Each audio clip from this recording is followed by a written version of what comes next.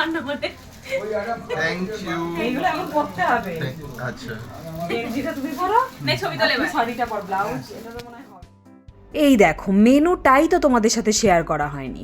ভাত, পোলাও, শাক ভাজা, আলু ভাজা, ফুলকপি ভাজা, কুমড়ো ভাজা, শিম ভাজা, তার সাথে রয়েছে শুক্তো, ডাল, ফুলকপি চিংড়ি, চিংড়ি মাছের মালাইকারি, মাটন, আলু দিয়ে ঝোল, আর তার সাথে রয়েছে পাতুরি, চাটনি, পায়েস, পাঁপড়, মিষ্টি 5 রকমের, ফিরনি রয়েছে, দই রয়েছে, আর জিরুটা তো দিতেই হবে, নইলে হজম করা খুবই সমস্যাকর হয়ে উঠবে, আর স্যালাড।